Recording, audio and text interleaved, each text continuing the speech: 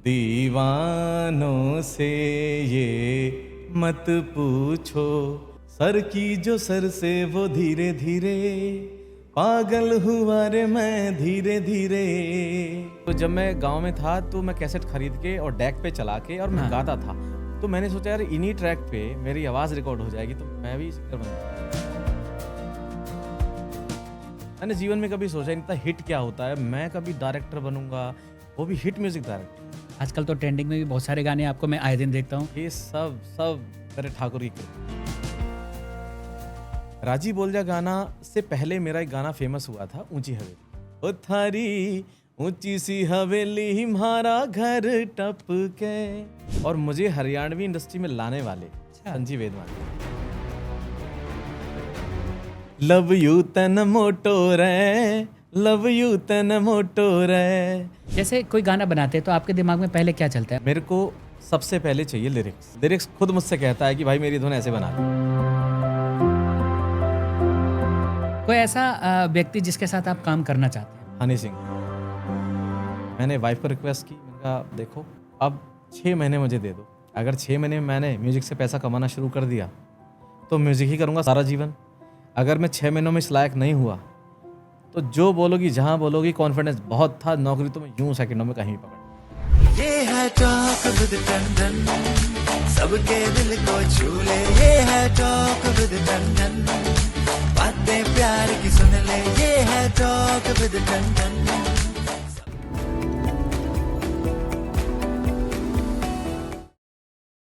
नमस्कार, talk with Tandon में आप सभी का स्वागत है। मैं हूं संतोष टंडन। कहा जाता है पॉडकास्ट में बहुत सारे मेहमानों से हम लोग मिलते हैं, लेकिन यह मेहमान थोड़ा स्पेशल है जो हमारे दिल के बहुत करीब है। संगीत के जगत में अपने खुद के दम पर, अपनी काबिलियत, अपने टैलेंट के दम पर संगीत निर्देशक बने, खुद बहुत अच्छा लिखते भी हैं और बहुत अच्छा गाते भी हैं। आज हमारे साथ मौजूद हैं आज के हमारे स्पेशल मेहमान, जिनके गाने आपके दिल के बहुत करीब आपने सुना होगा, राजी बोल जा। ऐसे अनगिनत गानों से जिन्हें जाना जाता है, वो मल्टी स्टार हैं, बहुत सारे लोगों के लिए गाने बनाते हैं और खुद भी बहुत अच्छा गाते भी हैं, बहुत हैंडसम भी हैं, हमारे बड़े अच्छे साथी हैं। आज टॉक विद टंडन के हमारे साथ स्पेशल मेहमान जुड़ चुके हैं, धनेश राज जी। धनेश भाई, आपका बहुत बहुत स्वागत है। थैंक यू संतोष भाई, थैंक यू सो मच। आज के लिए आपने समय निकाला, पहले तो दिल से थैंक यू। एक बड़ा इत्तेफाक था कि आज हमने इनके व्यस्त शेड्यूल में से अचानक विघ्न डाला, इनसे बहुत रिक्वेस्ट किया और आज के इस पॉडकास्ट के लिए इन्होंने अपना समय निकाला, तो पहले दिल से हमारी टीम की तरफ से थैंक यू। आपका भी बहुत बहुत धन्यवाद। देखो मुझे आना ही था लेकिन आज सच में आपने बुला लिया, मैं आ गया। तो ये नया साल आ चुका है 2026 में आपकी बहुत सारे नए प्रोजेक्ट्स आएंगे, क्योंकि कहा जाता है भारत में हर व्यक्ति की अपनी एक कहानी है।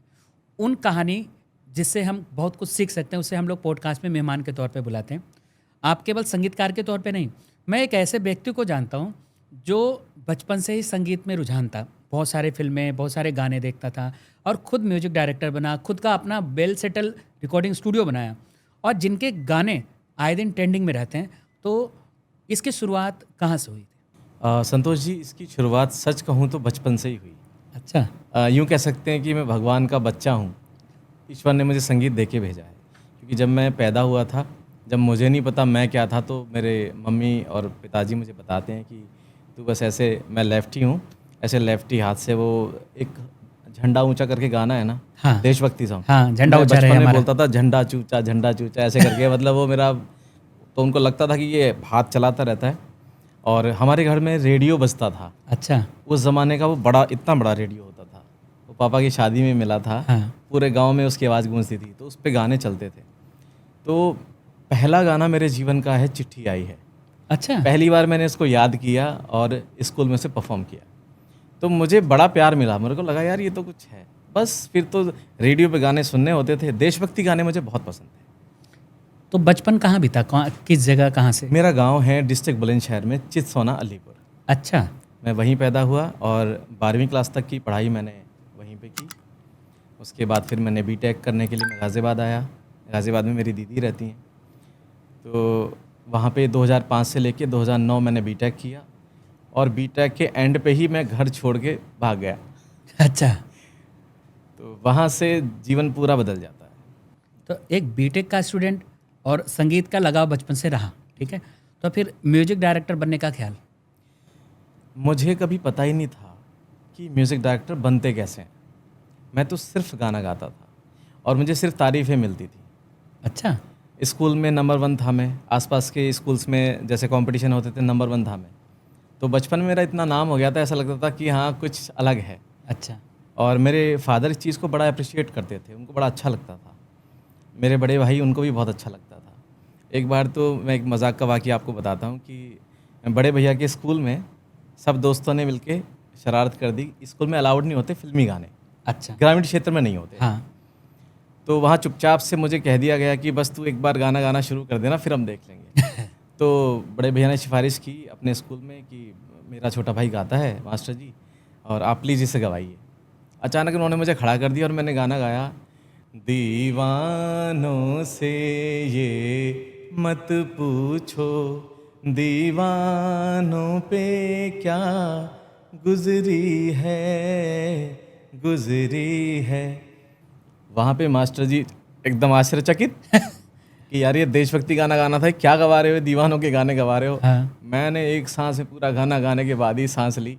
तो वो बड़ा पहला सरप्राइज था जीवन का, कुछ अलग हो गया वहाँ पे। लेकिन मेरे को बहुत फ़ायदा हो गया उससे, मैं सबकी नज़र में चढ़ गया। अच्छा। और फिर मैं उस स्कूल में गया, जब एडमिशन लिया मैंने 11वीं क्लास में, तो वो स्कूल मेरे लिए बहुत ही लकी रहा। वहाँ से कौन सा मेरा स्कूल पूरे था? क्षेत्र में नाम रहा।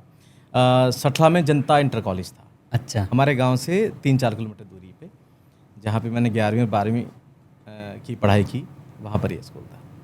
तो उसके बाद लोग पहचानने लगे होंगे भीड़ में से हाँ, कि ये पूरे लड़का क्षेत्र गाता भी में, है। पूरे क्षेत्र में। और हमारे आसपास की एक कीर्तन मंडली थी, हाँ। तो मेरा चयन किया गया उसमें, अच्छा। क्योंकि मैं गाता भी था और गॉड गिफ्टेड हारमोनियम भी बजाता था। सीखा था, कहीं से तालीम लिया था या आप प्रैक्टिस करके ही सीख गए थे? मैं इसलिए फेमस था कि ये ईश्वर की कृपा थी कि मैं बिना किसी के सिखाए ये खुद से बजाता था। अच्छा। इसीलिए मतलब मुझे भी लगता था कि यार ईश्वर ने मुझे म्यूज़िक तो दिया है। और अभी आप हंसेंगे मेरी बात सुन के, जो पहले गांव में बैंड बाजी चलते थे शादी वाले, हाँ। मैं पूरी शादी करवा देता था। हाँ। मुझे सारे गाने याद थे, मैं साथ बजा के सब देखते थे, इतना छोटा सा बच्चा यार ये कैसे करता है। और ये उन दिनों की बात है जब वो गाना बड़ा फेमस हुआ था, सर की जो सर से वो धीरे धीरे। हाँ। तो मैं उन दिनों का तेरी चुनरिया दिल ले गई। ये वो टाइम था, मैं 8वीं क्लास में था तब। तो उसमें गाते थे या म्यूजिक भी? मैं गाता भी था और बजाता भी था। अच्छा, मुझे एक एक पार्ट याद था। सुनाए। सर की जो सर से वो धीरे धीरे, पागल हुआ रे मैं धीरे धीरे, तेरी चुनरिया दिल ले गए टन, ये सब बजाता था मैं। वाह। तो जैसे बीटेक करने के बाद आप अपने घर वालों को बिना बताए अलग हो गए, तो संगीत के लिए या क्या करने का इरादा था? उसके पीछे क्या बात थी, मेरे डैडी ने मेरे को शर्त रखी कि अगर 12वीं क्लास में तू फर्स्ट डिवीज़न लेके आएगा तो मुझे म्यूज़िक कॉलेज में एडमिशन दिलाएंगे। अच्छा, शर्त थी। हाँ, ये हमारी आपस में टर्म कंडीशन थी। तो ये बात घर पे रिश्तेदार आते थे उनके सामने होती थी, तो मैं घर का आज्ञाकारी बच्चा, हाँ। तो मैंने साबित कर दिया, मैं फर्स्ट आ गया। और फर्स्ट भी ऐसा आया कि आसपास के सारे बच्चों में मेरे नंबर सबसे ज़्यादा थे। फर्स्ट आया तो पापा की सोच बदल गई, कह रहे यार तू क्या ये गाना तो तू गाता ही है। ये तुक्का था या मेहनत था? ये मेहनत थी। अच्छा, ठीक है। मैं 10वीं क्लास में फेल भी हुआ हूँ। अच्छा, लेकिन आपने चैलेंज को एक्सेप्ट किया उसके था। बाद फिर ऐसी कृपा हुई भगवान की, मैं बहुत खास नहीं रहा हूँ। 5वीं क्लास तक बहुत अच्छा था, फिर पता नहीं मुझे क्या हो गया, फिर एक बार फेल हुआ 10वीं में। उसके बाद मुझे पढ़ने की लगन लग गई और उसका श्रेय मैं दूंगा मेरे टीचरों को। अच्छा। मुझे टीचर इतने अच्छे मिल गए कि पढ़ाई मेरे को एकदम मज़ेदार लगने लग गई। टीचर अच्छे मिल जाए ना किसी भी क्षेत्र में, ये बहुत बड़ी बात होती है। तो डैडी बोले कि नहीं यार देख, तेरे चाचा इंजीनियर हैं, हाँ, तू भी उनसे बड़ा इंजीनियर बन के दिखाएगा। ये चीज़ें होती ये हैं। दबाव भारत में हाँ, है। ये बड़ी समस्या है। हाँ। मेरे मन में जागा कि ठीक है चलिए करते हैं। तो मैंने भी मन में एक मिशन बना लिया कि यार कॉलेजों में बैंड होते हैं, हाँ। मैं वहाँ गाना वाना गाऊंगा तो अपना हो जाएगा सेटल, जो मुझे चाहिए मिल जाएगा। हाँ। लेकिन वहाँ किस्मत थोड़ी कमज़ोर निकली। 4 साल के बीटेक में कोई बैंड नहीं बना, कोई मौका नहीं मिला। उस बीच लेकिन मुझे कुछ सेलिब्रिटी के साथ शोज़ करने का मौका मिला, जस्ट फ्रेशर के तौर पे। अच्छा। मैं शिप्रा सनसिटी इंदिरापुरम में रहता था, अच्छा। तो बहुत अच्छी सोसाइटी थी। हाँ, बिल्कुल है। तो वहाँ पर बॉलीवुड के नाइट्स होती थी नवरात्रि में। हाँ। तो मैंने विनोद राठौर जी के साथ परफॉर्म किया। लेकिन उसमें भी एक गड़बड़ ये हो गई कि मैं गांव का बच्चा था, हाँ। मेरी दीदी जो है वो स्ट्रिक्ट है और अच्छा। हमारे घर में उन्हीं की चलती थी। तो उनको ऐसा लगता था कि यार छोटा है, इसको थोड़ा सा समझ कम है, कोई हाँ। लड़की फंसा लेगी इसको। अच्छा। जैसे कोई तारीफ करने के लिए आते थे हाँ। स्टेज पे तो वैसे ही गड़बड़े होने लग गई। हाँ। मतलब मैं सही भी चीज़ें कर रहा हूँ, वो गलत हो रही थी। अच्छा। फिर मेरे जीवन में उसी वक्त आध्यात्मिक गुरु का प्रवेश होता है, मैं दीक्षित होता हूँ हाँ। और मेरा जीवन चक्र एकदम से बदल जाता है। अच्छा। मुझ में पता नहीं कहाँ से हिम्मत आ जाती है और मैंने फैसला कर लिया। उस वक्त मुझे घर वाले सब दुश्मन दिखाई दे रहे थे कि कोई भी मेरा साथ नहीं दे रहा है, क्योंकि मैं गाजियाबाद में रहता था। हाँ। मेरा माहौल, मेरी जो गांव की मंडली थी, वो सब मेरा माहौल चेंज हो चुका था हाँ। और वहाँ सिर्फ ऐसे लग रहा था जैसे सीसीटीवी हर वक्त मुझे देख रहे हैं। सर्विलांस। हाँ, एक वक्त तो ऐसा भी आ गया कि मुझ पे पाबंदी लग गई कि तू शैम्पू नहीं करेगा, तू प्रेस करके कपड़े नहीं पहनेगा। मैं थोड़ा बन ठन के रहता था। अच्छा, आदत। मतलब मुझे लगा यार अब ज़्यादा हो रहा है। हाँ। और शायद ईश्वर की ये परीक्षा थी, वो मेरा हौसला बढ़ाना चाहते थे। मैंने फैसला किया, कुछ ऐसा हो गया था घर में कि मुझे ऐसा यकीन हो गया था अब मुझे कोई नहीं समझ रहा है, अब लोग मुझ पे चीज़ें थोप रहे हैं और मेरे सब्र का बांध टूट गया। हाँ। एक वो बच्चा जो घर के दूसरे कमरे में भी रात में जाने से डरता था, उसमें इतना हौसला आ गया, वो घर छोड़ के निकल गया बिना कुछ सोचे समझे। मैंने सोचा सिर्फ इतना था कि किसी भी ढाबे पे नौकरी कर लूँगा तो खाना मिल जाएगा, गाना वाना आता है, किसी भी मंदिर में साफ़ सफाई कर लूँगा, पूजा करने का शौक़ था, आध्यात्मिक था मैं शुरू से ही। कितने साल हुए उस समय? एज मेरी उस वक्त आप मान लीजिए 21। अच्छा, ठीक है। 21-22 के आसपास की, हाँ इतना ही। तो मंदिर में आराम से रहूँगा ये तय था, लेकिन हुआ कुछ और ही। क्या हुआ? इस बीच में मैंने साधना चैनल पे मास कम्युनिकेशन करने के लिए एडमिशन ले लिया था। ठीक है। लेकिन जब घर वालों को मैंने नाराज़ कर दिया तो उन्होंने फ़ीस नहीं भरी, अच्छा। तो मैं वहाँ से निकल गया। लेकिन मेरे दोस्त बन गए थे, तो दोस्तों ने मिलकर तय किया। पहले उन्हें समझाया यार घर मत छोड़, ये आसान नहीं होता। हाँ। ऐसे है वैसे है, लेकिन उन्हें क्या पता मैं घुट रहा हूँ। हम्म। मुझे लगता है आज़ादी सबसे बड़ी चीज़ है कलाकार के लिए। ये बात मुझे तभी पता चली। तो दोस्तों में डिसाइड हुआ 1 महीना तेरे पास, 1 महीना तेरे पास। अच्छा। हाँ, तो पहले ही दोस्त के यहाँ पे मैं रहा और उनके बड़े भैया सिगरेट वगैरह पीते थे। मुझे साफ़ सफाई का बड़ा शौक़ था। हाँ। मैंने उनके कमरे को ऐसे चमका दिया, हाँ। वो इतने खुश हो गए, कह रहे यार ये तो बढ़िया बंदा लेके आया तू। हाँ। तो ऐसे करके, और अगर मैं उसे स्ट्रगल कहूँ, मुझे उस वक्त नहीं लगता था स्ट्रगल है, अभी भी नहीं लगता। लेकिन मैं सोचता हूँ ऐसा कैसे हो गया। मैं एक ही टाइम खाना खाता था, अच्छा। क्योंकि मुझे नहीं आता था खाना बनाना। चाय वाय कोई पीता नहीं था। मेरा दोस्त था, उसके बड़े भाई थे, हाँ। वो जी न्यूज़ में जॉब करते थे, वो सुबह चले जाते थे। हाँ। तो रात को मेरा दोस्त आके चावल बनाता था, हाँ। जो मैंने जीवन में नहीं खाए। हाँ। बस उनसे पेट भर गया, ये पता ही नहीं कैसे। उस वक्त मेरी जेब में 230 रुपये थे और 1 महीना चले, खर्च भी नहीं हुए, अच्छा। क्योंकि मैं इसके अलावा कुछ भी नहीं करता था। मैं बाल कटाने भी फिर 3-3 महीने में, जहाँ मैं हर महीने कटाता था, तो मतलब वो एक अलग मज़ेदारी कह सकता हूँ मैं इसको। हाँ। मैं बैड फीलिंग में नहीं बोल रहा हूँ उस चीज़ से, अच्छा। क्योंकि मुझे कभी लगा ही नहीं कि अभी बहुत चीज़ें मैं आपको बताऊँगा। हाँ। मतलब ईश्वर ने मुझे जीवन के बहुत रंग दिखाए हैं, बहुत सारे रंग दिखाए। हमें तो बड़ी जिज्ञासा हो रही है। हमें लगता है घर बैठे हमारे दर्शक भी यही सोच रहे होंगे कि आज का पॉडकास्ट का जो मेहनत सफल हुआ, क्योंकि ऐसे ही मेहमानों की कहानी हम सभी सुनना चाहते हैं जिससे लोग इंस्पायर हो। तो 230 रुपये में आपने पूरे महीने आराम से।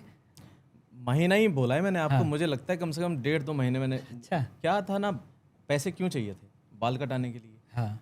तो रोक दिए 2-3 महीने। हाँ। है ना, पानी मिल रहा था नहाने के लिए, हाँ। खाने को एक टाइम मिल ही रहा था।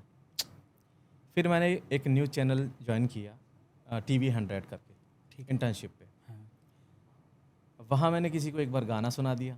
हाँ। वो मुझे बोलते हैं यार तुम इधर कहाँ आ गए, तुम तो इंडियन आइडल में जाओ। अच्छा।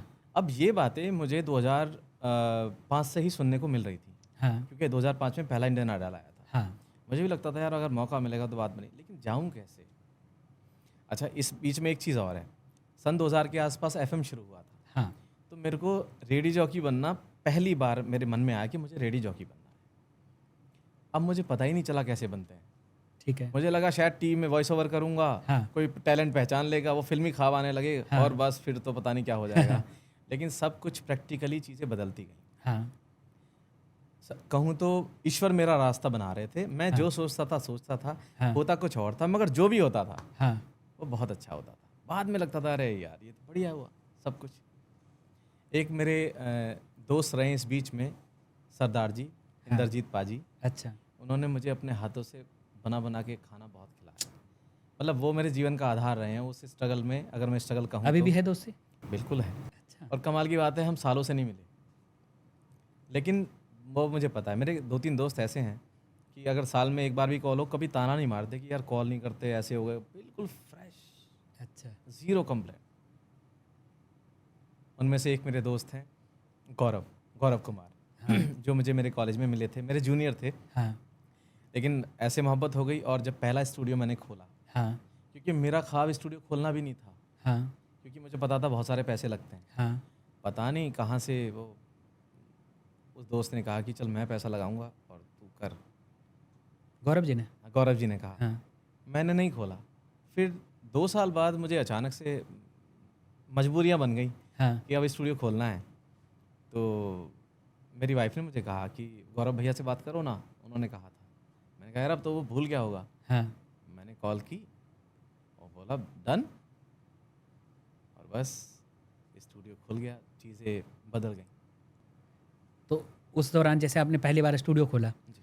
उसके बाद फिर आपने सॉन्ग बनाना शुरू कर दिया, जो आपके में तो म्यूजिक का जो प्रोडक्शन होता है वो उसकी जानकारी थी, या कहीं फिर आपने, या अपने आप होमवर्क किया आपने?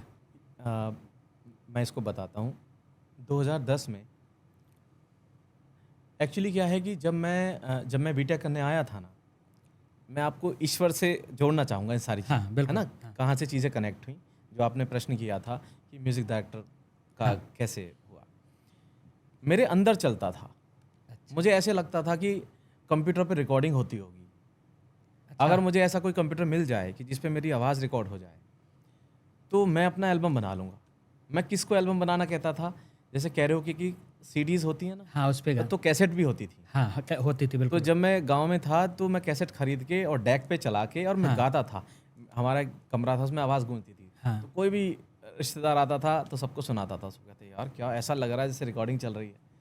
टेक्निकल माइंड था मेरा, हाँ, बैलेंस बिल्कुल। करके टोन को। हाँ तो मैंने सोचा यार इन्हीं ट्रैक पे मेरी आवाज़ रिकॉर्ड हो जाएगी तो मैं भी सिंगर बन जाऊँगा, मेरा भी एल्बम हो जाएगा। हाँ और ख्वाब बस इतना सा था, जैसे ऑर्केस्ट्राज होते हैं ना, हाँ। कि बस ये मिल जाए मेरे को। तो थोड़ा सा फिल्मी माइंड था मेरा कि हाँ। ऐसे हो जाएगा, कोई देखेगा, कोई पहचानेगा टैलेंट को, और फिर तो तो जैसे गॉडफादर फिल्मों में मिल होता जाएगा। है। हाँ, हाँ जैसे तुमसे अच्छा कौन में होता है ना, मैंने कहा ऐसा कुछ हो जाएगा। हाँ एक हीरोइन भी थी उस ख्वाब में, हाँ। और एक म्यूजिक कंपनी भी थी। अच्छा। कोई मिलेगी म्यूजिक कंपनी वाले की बेटी, वो पसंद करेगी कि यार कितना बढ़िया है। ऐसे ऐसे ख्वाब थे मेरे। अच्छा। मतलब मैं चाहता था वाइफ भी मेरी सिंगर हो, अच्छा। लेकिन मेरा सोचा एक टाइम तक नहीं हुआ। ईश्वर ने जो किया मेरे लिए वो कमाल है। वो मेरी हैसियत से बहुत ऊपर का है।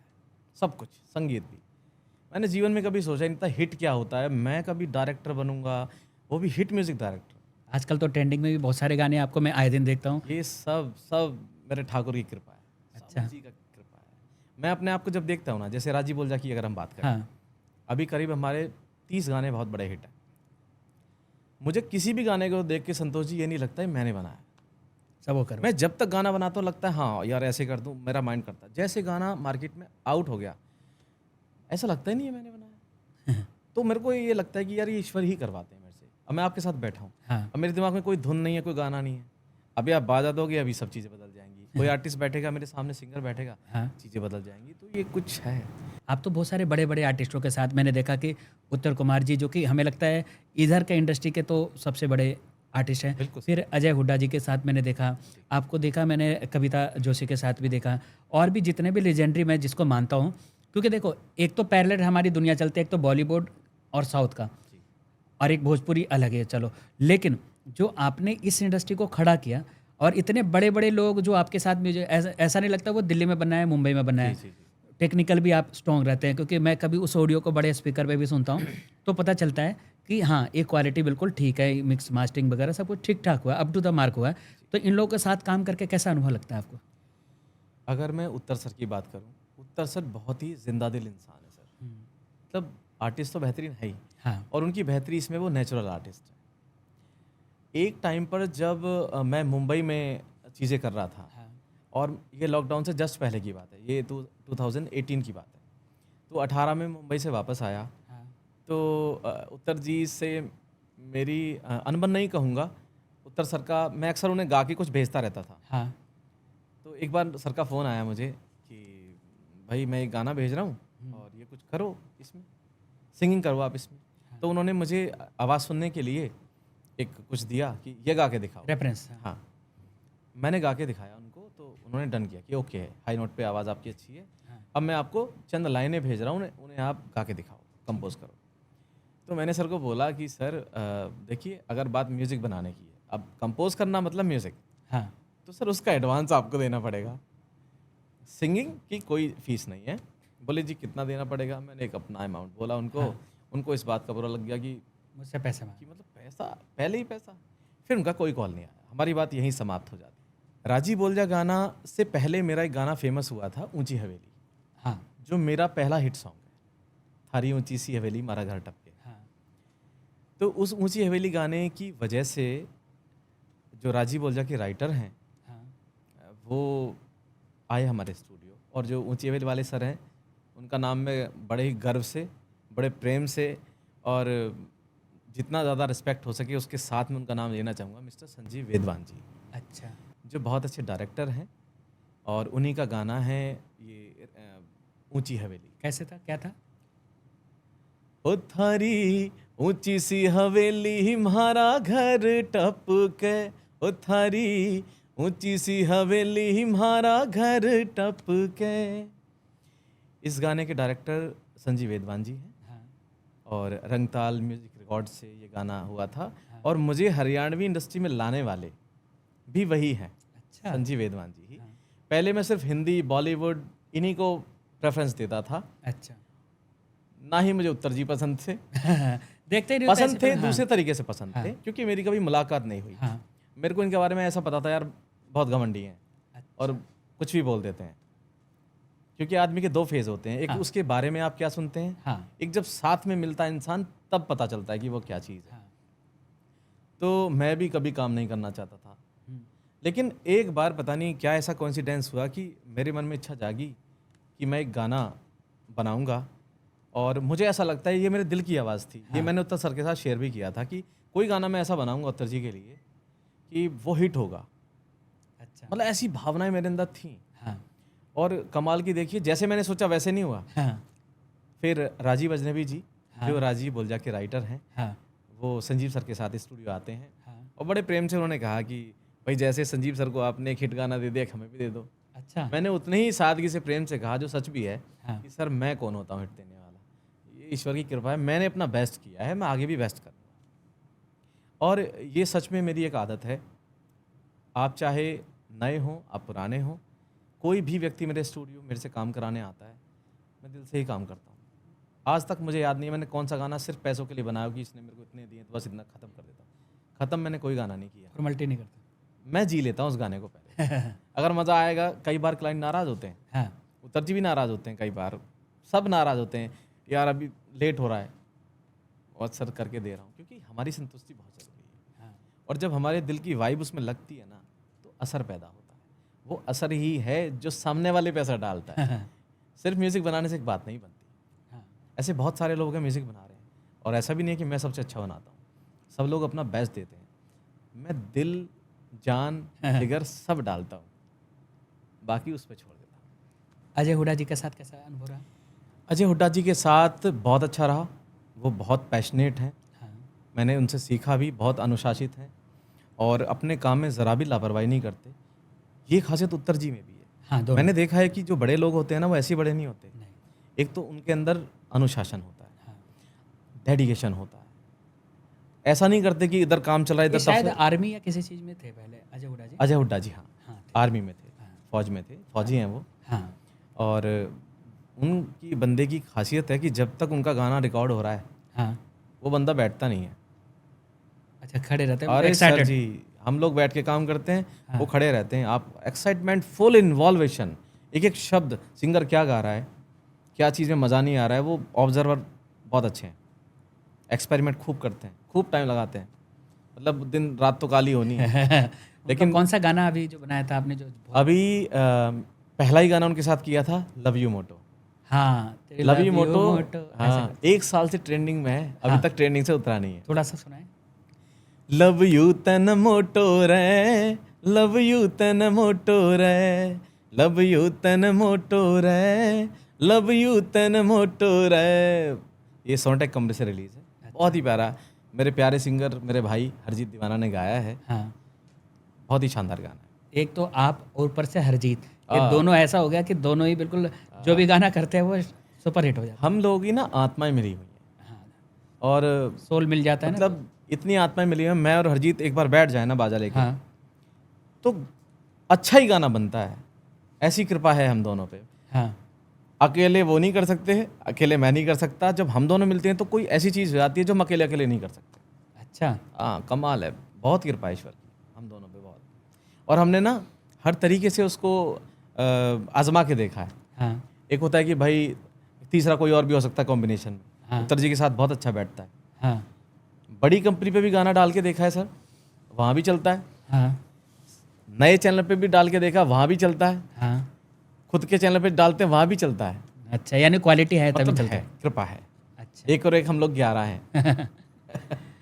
जैसे कोई गाना बनाते हैं तो आपके दिमाग में पहले क्या चलता है? मतलब प्रोड्यूसर आपको लिरिक्स बताता है या फिर आप उसे कैसे कंपोज करते हैं, मतलब स्टार्ट कैसे करते हैं? अगर आप मेरे स्टाइल से जानना चाहते हाँ हैं मैं वो हाँ स्टेप 1 से जानना चाहता हूँ। मेरे को सबसे पहले चाहिए लिरिक्स। ठीक है। लिरिक्स खुद मुझसे कहता है कि भाई मेरी धुन ऐसे बना ले। अच्छा ऐसा अगर आपको आप thought मुझे चलने बोले ना, लगता है? आप मेरे को बोलें कि धनेश आप मेरे को ना एक धुन बनाओ, मैं नहीं बनाऊंगा, मेरे से बनेगी नहीं। आप शब्द दीजिए, धुन बन जाएगी। और इतना एक्सपीरियंस करीब 12-13 साल हो गए मुझे काम करते हुए। उससे एक चीज़ मेरे अंदर आ गई है, ये भी ईश्वर की ही देन है। हाँ मुझे मिनटों सेकंडों में पता चल जाता है कि ये गाना अच्छा है या डाउन है। अब डाउन गाना नहीं बनता, ये कृपा है। मतलब तजुर्बे से हाँ। बहुत काम हो जाता है। मतलब हल्की चीज़ हमें एकदम पता चल जाती है कि नहीं यार ये नहीं, ये स्टैंडर्ड पे नहीं आई। अच्छा बिलो स्टैंडर्ड अब काम नहीं होता, अब ईश्वर की कृपा रहती है चीज़ों में। आज के दौर में बहुत सारे सिंगर बन गए हैं और जैसे टेक्नोलॉजी आ गया है तो बहुत सारे लोग ऐसे भी हैं कि वो अपने सॉन्ग को भी कंप्यूटर के माध्यम से थोड़ा इन्हेंस करके उसको गाना, जैसे हमारे सलमान खान जी ने भी गाना गा लिया, ऐसे बहुत सारे लोग। लेकिन आज के दौर में कौन सा सिंगर आपको पसंद है? पसंद की अगर बात करें, देखिए अभी क्या हो रहा है ना संतोष जी, पहले क्या होता था कि हमारे ओरिजिनल इंस्ट्रूमेंट्स के साथ संगीत होता था, हाँ है ना। जैसे ढोलक है, हाँ आपने देखा होगा, हाँ कोई सिर्फ ढोलक पे गा रहा है, कितना मज़ा आता है। हाँ कोई सिर्फ हारमोनियम पे गा रहा है, सिर्फ गिटार पे गा रहा है, कितना मज़ा आता है। हाँ क्योंकि ये भी नेचुरल, हाँ वो भी नेचुरल। हाँ अब आप उसी चीज़ को रिकॉर्ड कर लीजिए और उसे बाद में सुनिए, आपको कमियां नज़र आएंगी सिंगर में कि अरे यार यहाँ कुछ हल्का रह गया, यहाँ कुछ ऐसा रह गया, क्योंकि अब वो डिजिटल हो गया। हाँ तो डिजिटल पे ना एक्यूरेसी बहुत चाहिए होती है, सिंगर के सुर लगने ही चाहिए। अभी जितना म्यूजिक है ना सारा डिजिटल है, यानी फुल सुर में है। हाँ अब आपका ज़रा सा भी सुर हिला तो वो दिखता है। तो इसलिए क्या है ना, वो एक ऑटोट्यून नाम से चीज़ हाँ फेमस बिल्कुल है। बिल्कुल। हालांकि उसका इस्तेमाल अलग होता है, हाँ ये लोगों को जानकारी नहीं है। लोगों ने एक शब्द पकड़ लिया ऑटोट्यून, हाँ बहुत सारे कहता है अरे मैं गा तो दिया, ऑटो ट्यून लगा देना। उसको ऑटोट्यून नहीं बोलते। ऑटोट्यून का काम अलग है, वो आपने भोजपुरी गानों में बहुत ज़्यादा सुना होगा, हाँ हाँ हाँ है ना। सबसे ज़्यादा उसका इस्तेमाल बढ़िया वाला जो कर रहे हैं वो भोजपुरी वाले कर रहे हैं। हाँ उन्होंने एक आवाज़ का ये रंग बदल दिया पूरा। हाँ इसको हम बोलते हैं पिच करेक्शन। हाँ तो सुरों को ठीक किया जाता है हाँ मैनुअली, एक एक चीज़ को, शब्दों को ठीक किया जाता है पकड़ के। हाँ और एक इसका जो बहुत ही स्टैंडर्ड नेम है वो है मेलोडाइन। हाँ मैं यानी अपने आप में एक प्रक्रिया है कि सिंगर को पहले आप सुर में करिए, अच्छा तो कोई भी गा सकता है। नहीं तो जैसे आजकल सुनो ऐप से भी गाने बनने लगे हैं, मतलब जो एआई आ गया, तो ये आप इसको एक अच्छा प्रयोग मानते हैं या खतरनाक मानते हैं? देखिए ये खतरनाक ज़्यादा हो रहा है मुझे लगता है, क्योंकि खतरनाक तब हो जाता है जब अज्ञानी लोग इसका मिसयूज़ करते हैं। हाँ मतलब जिसका लेना देना नहीं है संगीत से, उनको पता चल गया यूट्यूब से पैसा आता है, हाँ तो इसलिए उन्होंने इसको पकड़ के और बस फ्री में गाने बन रहे हैं, तो ये मिसयूज़ हो गया। चैट जीपीटी से पहले लिरिक्स बना लेते हैं, फिर सोनियो पे डाल देते हैं, वो ऑडियो आपको कौन सा जोनर का चाहिए, कौन सा स्टाइल चाहिए, वो बना के दे भी देता है। हाँ जी। तो वैसे तो थोड़ा म्यूजिक अब डायरेक्टर वो का या मैकेनिकल सिंगर हो के लिए जाता खतरा है। भी हो सकता है। देखिए खतरा तो नहीं है, खतरा कभी नहीं हो सकता। उसके पीछे क्या है कि देखो, अभी मैं आपको कुछ सुनाऊंगा ना, आपको मज़ा आएगा, हाँ एआई को सुनते रहिए आप, हाँ हाँ क्या मज़ा आना है। हाँ इंसान आपको चाय दे रहा है, हाँ। मशीन आपको चाय दे रही है, हाँ, वो दो आपको डिफरेंस सम्मान किस में फील हो रहा है। जो इंसान देगा क्योंकि उसके इमोशन जुड़े होंगे अब और आप चाहे उसमें कॉफ़ी पीजिए, हाँ चाहे शराब पीजिए, उसमें आप जाने, हाँ अगर इंसान आपको अपने भाव से दे रहा है हाँ तो संगीत फीकी भी ऐसे चाय ही भी है। मीठी हाँ, लगती है। गाना भी ऐसे ही है। हाँ। जब सिंगर गाएगा ना तो बाई हार्ट गाएगा, हाँ हाँ तो वो तो टच है। करेगा, हाँ वो हार्ट टच करेगा। वो हार्टलेस तो होता है। कभी भी संगीत एआई डिफीट नहीं कर सकता रियल म्यूजिक को। अच्छा एक और अब मैंने देखा अभी कंट्रोवर्सी चल रहा है क्योंकि एक तरफ हो रहा है हमारा जो बॉलीवुड के गाने हैं और एक जो हमारे हरियाणवी या यूपी के गाने या ऐसे मतलब इसे कह सकते हैं फोक सॉन्ग और एक दूसरा जोनर है हमारा हिप हॉप वाला जो चल रहा है। इसको हम रीजनल बोल सकते हैं। हाँ रीजनल तो दोनों में एक मुकाबला चल रहा है कि हम बेस्ट हैं या एक दूसरे को। तो आपको क्या लगता है इसको कैसे देखते हैं आप इसको एज ए म्यूजिक डायरेक्टर? जी जी जी, देखिए जो हिप हॉप कैटेगरी है ना, हाँ वो डांस और सिंगिंग की एक फिक्स फॉर्म है। ठीक है। जो हमारा म्यूजिक है ना, ये हाँ। फोक की बात कर रहे हैं, डीजे की, इसमें कुछ फिक्स नहीं है, इसमें बहुत वेरिएशन है। ठीक है। तो ये दोनों ही अलग हो जाते हैं। अच्छा। अगर मैं कह दूं हिप हॉप वाले पागल हैं हाँ या वो म्यूजिक नहीं होता, तो ये बेकार की बात है। हाँ वो बोलें कि अरे ये गाना होता है या हम सिंगर हैं, ये दोनों चीज़ें अलग अलग हैं। रैपर सिंगर नहीं होता। अच्छा। सिंगर वो होता है जो सुर को लेके, जो सुरों के उतार चढ़ाव होते हैं, हाँ जो उसमें मेलोडी आती है, जो मिठास आती है, हाँ जो इस गायकी को, ये सिंगिंग बोली जाती है। हाँ वो रैपिंग होती है। रैपिंग का मतलब होता है आपने एक बीट पकड़ ली, हाँ। बीट पे शब्दों को सिर्फ बिठा बिठा के आप बोल रहे हैं। अच्छा तो जैसे बाला सागल भी करते थे। हाँ, उन्होंने, वो सबसे पहले वाले हैं, हाँ वो सबसे पहले वाले हैं। हाँ तो वो सिंगिंग में नहीं आता। कुछ लोग ऐसे हैं, हाँ जैसे इनमें हनी सिंह आते हैं, हाँ हनी सिंह। थोड़ा गा भी लेते हैं, तो वो सिंगर की जब आपने गाना शुरू कर दिया तभी आप सिंगर की कैटेगरी में आते हैं। हाँ सिर्फ रैप गाने वाले प्रॉपर सिंगर नहीं माने जा सकते, ये कैटेगरी ही अलग होती है। अच्छा। कई बार मैंने देखा है, मैंने कई पॉडकास्ट में देखा है हाँ कि ये जितने रैपर सिंगर होते हैं, हाँ। रैप गाने वाले होते हैं, हाँ कभी आप ना गौर करना, ये गाते क्या हैं। बड़े मज़े की बात बता रहा हूँ आपको। कभी गौर करना, हाँ। इनके अल्फाज क्या होते हैं, लिरिक्स क्या होते हैं। फ्रस्ट्रेशन, पता नहीं किसको बक रहे होते हैं, ये क्या कहना चाहते हैं, हाँ। किसको प्रूव करना है, किसे हाँ। हराना, किससे लड़ाई चल रही है इनकी। हाँ ये कैसा म्यूजिक है। उसमें गाली तक दे देते हैं या हाँ, हाँ अभी तो ये भी मतलब प्रावधान हो गया कि हाँ। आप थोड़ी बहुत गाली भी दे हिट सकते का हो। पैमाना ये भी हो गया। हाँ। तो और ये बड़े फ्रस्ट्रेट रहते हैं, पता नहीं किससे कंपटीशन चल रहा है। ये म्यूजिक कैसे हो सकता है। म्यूजिक तो ये है, आप तकलीफ में हैं, आपने कुछ सुना, आपको सुकून मिला। म्यूजिक वो है, आपने कुछ गाया, सुनने वाले को मज़ा आया, सुनाने वाले को मज़ा आया। अगर कोई फ्रस्ट्रेशन निकाला, वो म्यूजिक नहीं हो सकता। इनकी सोच बड़ी अजीबोगरीब होती है। हाँ। ये सिंगरों को कुछ नहीं मानते।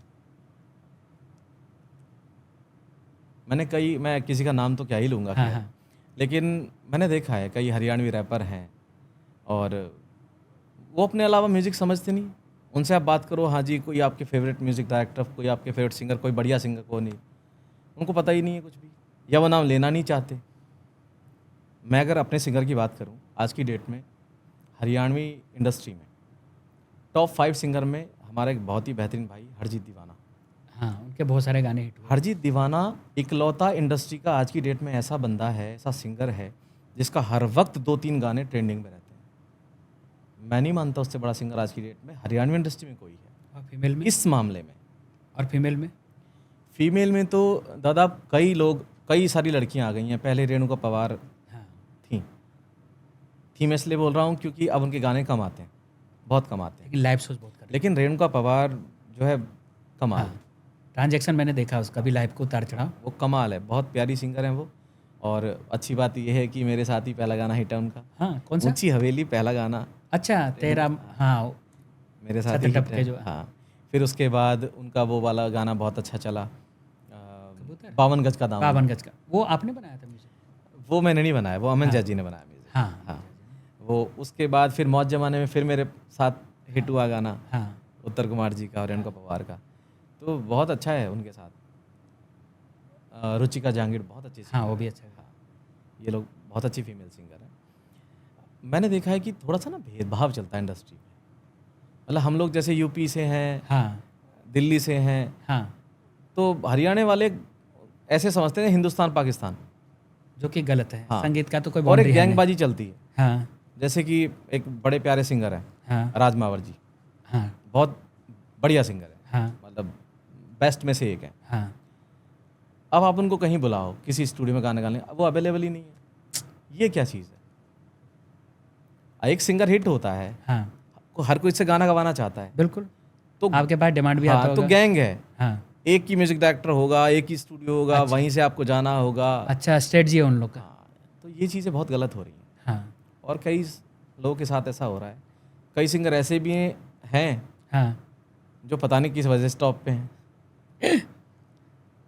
पता नहीं किस वजह से टॉप पे हैं। तो ऐसे तो म्यूजिक गाली भी डायरेक्टर देते को हैं वो, मतलब गन कल्चर की बातें करते हैं। हाँ। और ऐसे भी बोलते हैं। सिद्धू मूसेवाला। वो तो चलो अब चले गए, उनकी हाँ। आत्मा को प्रभु शांति दे। हाँ। अभी तो बहुत सारे जिंदा हैं हाँ, जो बढ़िया गाने गा रहे हैं। हाँ। और वो बड़े शौक से कहते हैं कि हमने कौन सा किसी को गुंडा बना दिया, मासूम भाई वगैरह। ऐसे बोलते हैं। हमने किसी को कहाँ गुंडा बना दिया, हमने हाँ। किसी को कहा ये आप गुंडे बन जाओ। ये बात तो सही है, आपने किसी को नहीं कहा, लेकिन भाई साहब प्रोवोक तो कर रहे हैं। आपने इतना कुछ कर दिया, आपको पता ही नहीं आपने क्या कर दिया। हाँ आज छोटे बच्चे हंसी मजाक करते हैं, तो उन गानों को इस्तेमाल करके वो डायलॉग मारते हैं एक दूसरे पे। हंसी मजाक का तरीका बदल गया है। समाज ओए गोली मार दूंगा, जो शब्द गानों में आ रहे हैं ना, बदमाशी हाँ, वाले हाँ, गानों में, हाँ। वो बच्चों की जुबान पर डायलॉग की तरह हैं। तो आपने बदमाश नहीं बनाया, आपने कल्चर खराब। जनरेशन खराब कर दी। हाँ। और ये आपको भोगना पड़ेगा। ऐसे लोगों को आप क्या कहना चाहते हैं, क्या संदेश देना चाहते हैं? मैं संदेश यही देना चाहूँगा कि ऐसा कोई, देखो आप टॉप पे हैं सर, आप कुछ भी करोगे ना, लोग आपको फॉलो करेंगे, लोग आपसे प्यार करते हैं। बच्चे ये समझ लेंगे कि ऐसे गाने गा के ही स्टार बना जा सकता है, तो गलत सोच हो गई ना। वजह कौन बना? आप। लेकिन कहीं उनके फैंस जो हमारी रील को या वीडियो को देख रहे हो, तो कहीं वो कमेंट में उल्टी सीधी बातें करने लगे। देखिए, हम अपने विचार रख रहे हैं सर, हाँ, ये हमारा आपकी कोई कंपटीशन नहीं है। हाँ हमें जो लगता है, हाँ, ये आपकी राय है। हाँ, क्योंकि हम भी जनता का हिस्सा ही तो हैं सर, बिल्कुल बिल्कुल। और जनता को बोलने का अधिकार है। हमको इनकी खिलाफत नहीं कर रहे। हाँ अब तो खुद ही क्या सब चीज़ें बैन हो रही हैं, चीज़ें हाँ, समझ हाँ। रहे हैं, लेकिन हाँ, बहुत सारे उड़ जाते हैं गाने, लेकिन डिलीट गलत कर चीज़ दिए। को गलत समझो। ऐसा मत सोचो कि हमने कुछ नहीं किया। हाँ, और जो एक्चुअल में सिंगर हैं उनको वो लेवल नहीं मिल रहा। जैसे अगर कोई नया सिंगर है या नया म्यूजिक डायरेक्टर है, तो मैं चाहता हूँ स्टेप 1 से वो कैसे इंडस्ट्री में आ सकता है, कैसे उसकी जर्नी कैसे, क्योंकि आपको तो ये भगवान का आशीर्वाद बोलें या ईश्वर ने आपके लिए रास्ता पहले से बना रखा था, बस ऐसे मिलते गए रास्ते और आप बन गए। लेकिन कुछ नए फ्रेशर जो आज हमारे पॉडकास्ट को देखते होंगे, उनको आप कैसे गाइड करेंगे, मतलब वो कैसे इस इंडस्ट्री में आ सकते हैं? देखिए, चाहे सबसे पहले मैं सिंगर की बात करूंगा और राइटर की बात करूंगा। ठीक है। राइटर को हमेशा ही कोई म्यूजिक डायरेक्टर ढूंढना चाहिए। म्यूजिक डायरेक्टर सभी नेचर के होते हैं। ठीक है। कुछ घमंडी होते हैं, हाँ कुछ आपको हवा भी नहीं आने देंगे, आपसे बात ही नहीं करेंगे। हाँ, लेकिन आप 10 जगह जाओगे ना, कोई एक व्यक्ति ऐसा मिल जाएगा जो आपको समय देगा। ठीक है। बस वही आपके काम का है। आपने बस देखना इतना सा है कि उस व्यक्ति का अपना लेवल क्या है, ठीक। उसने क्या कर रखा है। वो रूट आपको बताएगा कि सच में मददगार है कि नहीं है। तो एक राइटर के लिए भी, एक सिंगर के लिए भी स्ट्रगल करने का सबसे अच्छा तरीका है कि वो संगीतकार के पास जाए, वो किसी स्टूडियो में जाए अच्छा। और ऐसे व्यक्ति से मिले जो गुणी हो। हेल्पिंग नेचर हो, और गुनी हो। हाँ, और गुणी हो, उसने कुछ अच्छा काम कर रखा हो। ये दोनों कंडीशन होनी चाहिए। हाँ कई बार ऐसा भी होता है, बंदा आपसे गाने भी ले रहा है, गवा भी रहा है, और आपका रिलीज कुछ नहीं कर रहा, पता चला वो अपने नाम से चीज़ें निकाल दें आपको। अच्छा, धोखेबाजी हाँ, जो इस लाइन में ये भी होता है। चल रहे हैं। हाँ, कोई आपकी चीज़ अच्छी लगी और आपसे हाँ जी करते हैं और वो कर तो दी, पर आपका कुछ है नहीं उसमें सिस्टम। आप देख रहे हैं, अरे यार ये तो मेरा गाना था। तो थोड़ा सा प्रोफाइल देख के जाएं, कोई ऐसा चालाक बंदा ना हो, क्योंकि आर्टिस्ट की एक एक चीज़ जो है ना, वो दिल से जुड़ी होती है। हाँ, मैंने कुछ देखा था, कुछ ऐसे लिरिक्स राइटर के गाने म्यूजिक डायरेक्टर लेता था, फिर बाद में वो खुद ही गा देता था, और बाद में धीरे धीरे समझ में आता लिरिक्स। बॉलीवुड में तो बहुत होता है ऐसा। हाँ, बहुत होता है बॉलीवुड में ऐसा, मतलब होता ही आया है, अच्छा, होता ही आया है बॉलीवुड में। मतलब बहुत लोग कि हाँ जी सीडी बना के दे जाओ, हाँ वो गाने आ गए, हाँ, कब आ गए मार्केट में पता भी हाँ, नहीं। बड़े सिंगरों से गवा के आ गए, अब आप क्या ही कर लेंगे, हाँ आप नहीं साबित कर पाएंगे इस चीज़ को। तो विश्वास बहुत ज़रूरी है, और कई बार दिल अपना बड़ा भी रखो, हाँ। छोड़ दो ना ईश्वर के नाम पे। जैसे पहले का दौर थोड़ा अलग था, अब थोड़ा डिजिटली ज़्यादा इंटरफेयर हो गया है, अब लोग हम डिजिटल पे ज़्यादा आ गए हैं। ऐसे बहुत सारे ऑडियो प्लेटफॉर्म भी आ गए हैं जहाँ की रॉयल्टी से भी बहुत सारे लाइफ चल सकता है, उस रॉयल्टी से भी इनकम आजकल बढ़ गया, पहले नहीं इतना पहले भी होता था।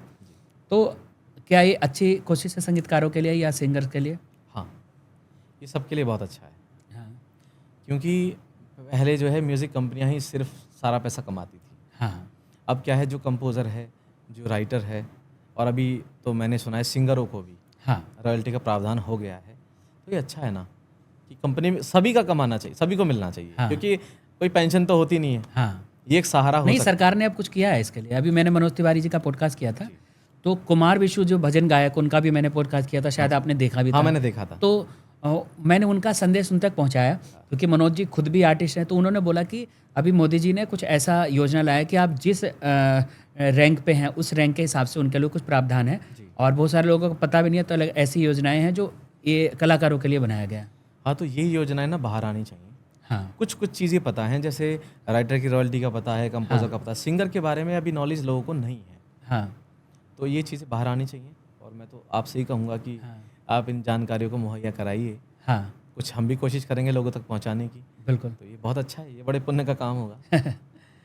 कोई ऐसा व्यक्ति जिसके साथ आप काम करना चाहते हैं भविष्य में? हनी सिंह। अच्छा, हनी सिंह तो जब दूसरी बार जब फिर से इंडस्ट्री में आए हैं तो ये तो बवाल ही कर रखे हैं फिर से। अभी क्या है ना, क्योंकि मैं एक क्रिएटिव बंदा हूँ, हाँ। तो मुझे पता है हनी सिंह के साथ अभी कुछ चीज़ें कमी है जो जिसे मैं पूरा कर सकता हूँ। हाँ 100%। अभी जो उनका म्यूज़िक आ रहा है ना, देखो वो जो करेंगे सब अच्छा ही लगेगा, लेकिन एज एन क्रिएटर अगर मैं उस म्यूज़िक में होता तो मैं और क्या करता वो मुझे पता है। तो अगर कभी ऐसा मौका मिला हाँ कोलैब करने का, और मुझे मेरे दिल की आवाज़ है हाँ। कि 2026 में 100% मिलेगा। हनी पाजी, आप करमपुरा से निकल कर दिल्ली का नाम रोशन कर रहे हो। और देखो धनेश जी, क्योंकि बहुत अच्छे म्यूजिक डायरेक्टर भी हैं, और कुछ ऐसे कॉमन फ्रेंड हैं जो आपके और हमारे हैं, जैसे पवन चावला जी हैं, और भी बहुत सारे लोगों को मैं जानता हूँ एज ए कॉमन फ्रेंड। तो हमें लगता है अगर ये संदेश उनके माध्यम से हनी पाजी तक पहुँचता है, वो ऐसे व्यक्ति हैं, वो आपको जरूर पैशनेट है। क्योंकि आपको याद है ना, एक का चेहरा जो छुपा रहता है, वो क्या नाम है उनका, जो बिल्कुल जिनका फेस हाइड रहता है, उनके गाने बहुत ज़्यादा पॉपुलर है, बहुत ज़्यादा प्यार आजकल जो चल रहे हैं ना, वो हाँ। मेरा बेटा भी सुनता रहता है, वो मेरे बेटी भी सुनते ही हाँ, रहते वो हैं। कमाल है। तो उनको एक बार अभी यूएस जब गए थे तो उनको बुलाया, और उनको गाने को उन्होंने जब किया तो हमें लगता है वो कोलैब करने के लिए जाने जाते हैं। किंग ऐसे तो कोई बनता नहीं है, जी। और हनी सिंह जैसा व्यक्ति भी दोबारा नहीं आएगा। बिल्कुल। तो हमें लगता है सोने पे सुहागा हो जाएगा अगर उनके साथ में आपका दोनों का कोलैब हो जाए। हनी पाजी, अगर हमारी इस बात को आप सुन पा रहे हैं तो किसी के माध्यम से, तो हमें लगता है कि ज़रूर इस कोलैब को एक नई दिशा में ले जाएं, और यह पॉडकास्ट एक टर्निंग पॉइंट होगा इनके लिए भी और हमारे लिए भी, कि हमारी बात वहाँ तक पहुँचती है। हमारी इस पॉडकास्ट को धनेश जी भारत के अलावा 30 अलग अलग कंट्री में भी सुने और देखे जाते हैं, जियो टीवी के माध्यम से, A1 न्यूज़ के द्वारा, और अब हम लोग टाटा स्काई पे भी आ चुके हैं। तो हमें लगता है पता नहीं, देखो हमें कहाँ से कौन देख रहा है, हमें बहुत सारे इनबॉक्स आते हैं, और बहुत सारे ऐसे भी फ्रेंड आते हैं जिसको लगता है कि वो यहाँ पे आना चाहते हैं अपनी बात लोगों तक पहुँचाने के लिए। तो एक अच्छा माध्यम है कि हम अपनी बात खुल के यहाँ पे पॉडकास्ट में बोल सकते हैं। एक सबसे अच्छी बात मुझे क्या लगती है, आप जितने भी गाने बनाते हैं एक जैसा सिमिलर नहीं रहता, सब में थोड़ा थोड़ा वेरिएशन रहता है। तो ये आपके ऊपर दबाव रहता है या आपके अंदर थिंक प्रोसेस चल रहा होता है कि हमें कुछ क्रिएटिव बनाना है इस बार? मैंने जब म्यूज़िक बनाना स्टार्ट किया था, मैंने पहली बार म्यूज़िक मैंने घर पे छोटा सा सेटअप लगाया। ठीक है। और तो मैं क्या करता था, सबसे पहले मैंने जो स्टार्ट किया वो फिल्मी गानों के ट्रैक बनाने शुरू किए, क्योंकि काम मेरे पास कुछ था नहीं। हाँ तो मैं किसी को पकड़ के मैंने कहा यार तुम गाओ, हाँ तो मैं ट्रैक बनाता था। हाँ। क्योंकि ट्रैक मिलते नहीं थे, हाँ तो मैं क्रिएट कर लेता था। ट्रैक क्रिएट करते करते मेरे को पूरा गाना बनाना आ गया, और मुझे बड़ी एक चुल रहती थी कि मैं सिंगर को ऐसे रिकॉर्ड करूं कि उसको बिल्कुल बॉलीवुड सिंगर की तरह उसकी साउंड बना दूं, रिवर्ब डिले लगा के प्रॉपर। हाँ। ये मैंने सीखा नहीं था। तो कोई प्रीसेट बना रखा है आपने या ये मैंने किसी व्यक्ति को काम करते देखा था, नुएंडो करके एक हाँ, सॉफ्टवेयर आता था, बिल्कुल मैं जानता नुएंडो 3। हाँ, नुएंडो 3। तो मैंने किसी सिफारिश करके और वो नुएंडो 3 सेटअप कर लिया। हाँ तो बेसिक बातें, हमारे एक सर हैं मयूर मल्होत्रा जी, तो उनको मैंने बड़े प्रेम से रिक्वेस्ट की। मैंने कहा सर मुझे प्लीज़ ये एक बार कैसे रिकॉर्ड करते हैं, कैसे क्या करते हैं बता दो। अच्छा, कूल एडिट से आप आए होंगे नुएंडो पे हाँ। शुरू में? मैंने पहली बार ही नुएंडो देखा अच्छा। और उसी पे मैंने किया। उन्होंने मेरी बड़ी मदद की, उन्होंने मुझे माइक लगाना सिखाया, रिकॉर्ड कैसे करते हैं सिखाया, और बस एक बार वो मेरे को करवा के चले गए। एक छोटी सी टेबल आज भी मेरे पास है वो। हाँ फिर उस पर मैंने करना शुरू किया, मैंने ट्रैक बनाने शुरू करे। मैं लूप काट काट के उस पर मतलब पता नहीं कहाँ से कॉन्फिडेंस आता था। हाँ, मतलब कभी ऐसा लगा नहीं यार सीखूं, मैं करते जा रहा हूँ, चीज़ें होती जा रही हैं। ये आपका डूबना था, डेडिकेशन था। रात दिन का मुझे पता नहीं चलता था। मतलब सुबह को मेरी वाइफ उठ के कह रही तुम सारी रात सोए नहीं? मैं कहा, नहीं। और इतना फ्रेश कि जैसे कुछ हुआ ही नहीं, काम चल रहा है। किसी को पकड़ लिया, पता चला जागरण में गाता है। मैं कहा अरे भाई घर आओ ना मेरे। मैं चाय भी पिलाता था और रिकॉर्ड भी करता था। ऐसे ताल्लुकात बनते चले गए। उसके बाद मेरे को ट्रैक बनाने की आदत हो गई। फिर किसी ने उन्हीं में से कहा कि यार तू ट्रैक बनाता है तो फलां बंदे से मिल ले। हाँ, उन्होंने मुझे 500 रुपये के लिए ऑफ़र किया कि मेरा ट्रैक बनाओ। मैं तो लोग आप मुझे गाना दोगे तो मैं बोलूँगा ठीक है 3 गाने, मैं 3-4 दिन का वक्त दो। अभी रात को मैं शाम को 3 बजे काम लेके आया हूँ, अगले दिन 2 बजे तीनों ट्रैक रात बना के दे के भी आ गया। जुनून था आपका। पता नहीं क्या पागल बंदा, मैं 1500 रुपये लेके आने भाई। उन्होंने फिर मुझे और काम दिया, हाँ, मैंने फिर अच्छे से किया काम। तो इस बहाने मेरे को काम करना आ गया। अब मेरी मूर्खता भी थी, क्योंकि जब आपको कोई सिखाता नहीं है ना तो गलतियाँ भी आप करते हो। हाँ, मैंने उन भाई साहब से पैसों के लिए टोक दिया वाना बंद कर दियो। कि मैंने कहा सर वो उन्होंने 1-2 वादे खिलाफ़ी कर दी, हाँ, वो मुझे अच्छी नहीं लगी। मैंने कुछ ऐसा लिख दिया व्हाट्सएप पे, उन्होंने बोला धनेश मुझे आज के बाद ऐसे बात नहीं कर सकते। उन्होंने पैसे तो दे दिए लॉक कर दिया। पर काम नहीं दिया। फिर अच्छा, कोई बात नहीं, मेरी गलती थी, हाँ। मैं मानता हूँ। उसके बाद फिर कुछ मुझे मिलने लगे, मतलब कभी कोई रिकॉर्डिंग कराने आ रहा है, कुछ आ रहा है। फिर मेरी बेटी पैदा हुई हाँ, उसी दौरान। हाँ, फिर हमने घर चेंज किया। हाँ, फिर मेरी टेबल और बड़ी हो गई घर पे ही। हाँ, हाँ, फिर वहाँ पे कोई हरियाणा से आ रहा है, कहाँ से, मतलब मेरा पहला क्लाइंट संजीव शर्मा, हाँ, मेरे दोस्त बहुत अच्छे। फिर उनसे एक बंदा आज बहुत बड़ा डीओपी है अभी मेरे, शाकिर अली। अच्छा, उसने बहुत तरक्की की है। मतलब मेरे को उनके बहुत सारे मेरे को देखे दिखता है हैं कि यार project वो में, हाँ। बिल्कुल जीरो से, वो भी बंदा जीरो से हाँ, उठ गया। वो बहुत मेहनत करते हैं, वो वीडियो भी डालते रहते हैं अभी भी। हाँ। हाँ, फिर एक और हमारे दोस्त बने उन्हीं के साथ, सैम सीजे, वो डायरेक्टर हाँ, हैं। जानता हूँ मैं हाँ। सैम से। देखो हमारे कॉमन फ्रेंड भी है। कहाँ से मतलब चीज़ें होती हैं। हाँ, फिर एक गुरु शर्मा, अच्छा, गुरु शर्मा ही कोरियोग्राफर थे। हाँ, इन्होंने मेरे से जैसे माइकल जैक्सन गाने बनाते थे ना, हाँ, ऐसे गाने डिज़ाइन करवाए। हाँ, एक गाना बनाने में 3.5 महीने लगे अच्छा, और उन्होंने मुझे सबसे ज़्यादा पैसे दिए, 15,000 रुपये में गाना बनवाया। अच्छा, तो मैं उनके लिए 3 महीने तक काम करता रहा एक ही गाने पे। उस समय का बड़ा हाँ। अचीवमेंट था ये। हाँ। फिर वो मुझे बोलते थे धनेश जी यार स्टूडियो बना लो। तो मैंने कहा गुरु भाई, नाम ही गुरु था। हाँ, हाँ, मैं कहा गुरु भाई मैं कैसे बनाऊँ यार स्टूडियो, 15-20 लाख रुपए चाहिए। कह रहे नहीं यार कुछ भी करो, आप कर सकते हो। वो बड़ा मोटिवेट करते। उन्होंने बड़ी अच्छी अच्छी बातें सिखाई मुझे। हाँ, पहले मैं चाय खुद ही बनाने जाता था, कमरे में कोई आ गया, चाय निकल गई तो मतलब घर की चीज़ों का ध्यान रखना। उन्होंने मुझे सबसे अच्छी बात सिखाई, कह रहे जब तक आप ये घर के काम नुकसानों को नुकसान समझते रहोगे ना, हाँ, आप बड़े नहीं बन पाओगे। कह रहे सबसे पहले घर से निकलो, चाय गिरती है तो गिरने दो, कोई और संभाले ना संभाले कोई बात नहीं, हाँ, आपको नहीं सोचना कि उस कमरे में क्या कि हो आप रहा है। उस चीज़ के लिए नहीं बने हो। हाँ, उन्होंने बहुत सारी मोटिवेशन बातें बताई और ईश्वर की ऐसी कृपा हुई। उन्हीं का गाना बनते बनते ही एक दिन हम रात को उन्हीं का गाना बना रहे थे। हाँ, मकान मालिक आए नीचे से, वाइफ अपने मैके गई हुई थी, हाँ। हम दोनों भाई अपना लगे पड़े थे। हाँ, बोले यार, मैंने कहा अंकल नमस्ते।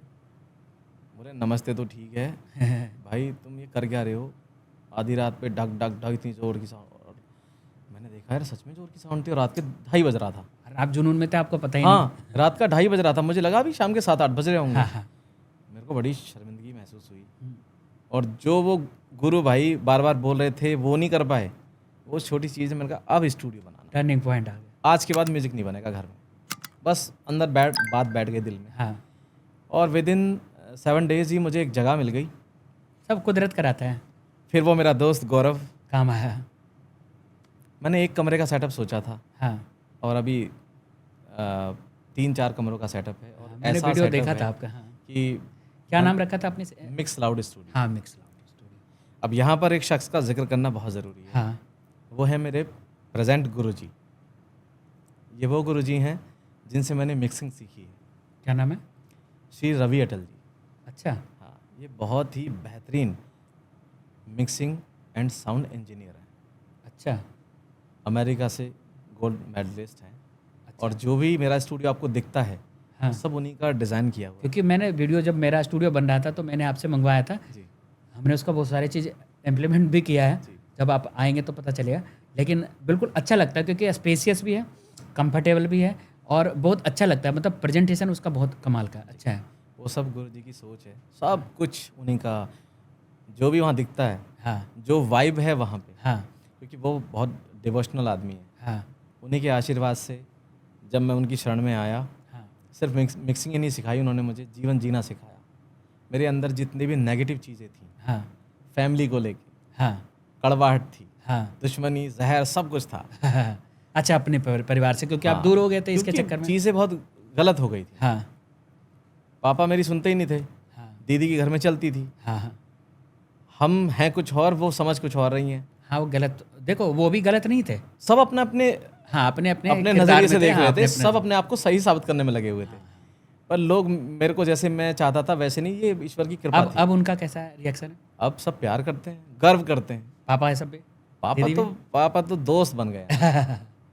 पापा तो मतलब, एक बड़ी मज़ेदार बात बताता हूँ आपको। हाँ मैंने कभी भी अपने गांव में, अपने घर में किसी का अपने काम का प्रचार नहीं किया, ठीक है। क्योंकि मैं तो छोड़ के आ ही गया था। हाँ मेरी सोच ये थी कि यार कोई दिन ऐसा आना चाहिए कि इनको खुद पता चले, कोई जाके इनको बोले कि धनेश का ये चीज़ ऐसे हुआ है। हाँ ये ख्याल था, मैं अपना काम करता रहा। हाँ एक दिन मेरे पापा का फ़ोन आता है, बोलते हैं क्या हाल है भाई तेरे? मैं कहा पापा ठीक हूँ, क्या चल रहा है? मैं कहा जी वही अपना गाना बजाना। कह रहा गाना बजाना तेरा ठीक है, तू ऐसे गाना क्यों नहीं बनाता यार जैसे तेरा ये उत्तर कुमार गाने बनाता है। देखो उत्तर कुमार जी की हमारी फैमिली में बहुत बड़ा। सब में इन्वॉल्वेशन है। अच्छा। मतलब मैं भी उत्तर कुमार जी के बारे में सोच रहा हूँ। हाँ, पेरेंट्स एक टाइम पर मैं वो बड़ा एक नाम है। एक टाइम पर मैं इनको बिल्कुल देसी अक्खड़ आदमी समझता था। मैंने कहा यार ये कोई एक्टिंग होती है। जब इनकी फिल्में देखी, सोच ही बदल गई पूरी। हाँ मेरे डैडी बोलते हैं कि यार ये उत्तर कुमार इतने बढ़िया गाने बनाता है, तू क्यों नहीं बनाता ऐसे गाने? मैंने कहा पापा कौन से गाने की बात कर रहे हो, कौन सा गाना पसंद आ गया? बोला यार ये कोई गाना है, ये राजी बोल जा करके कुछ है। मैं कहा अच्छा। मैं कहा कहाँ पे हो? बोले मैं तेरे मास्टर जी के पास बैठा हूँ। तो मैंने कहा मास्टर जी के पास फ़ोन है वो वाला जिसमें वीडियो देखते हैं? कह रहे हाँ है, उनके लड़के के पास है। मैंने कहा तो फ़ोन मंगवा लो और गाना निकलवाओ। ये हाँ निकलवाया गाना। मैंने कहा ऐसा ज़रा सुनाओ कौन सा गाना है? तो वही राजी बोल जाता। हाँ मैंने कहा आप ज़रा इसमें नीचे ना डिटेल होती है, वहाँ खोलो देखो, वहाँ कहीं धनेश राज लिखा हुआ है।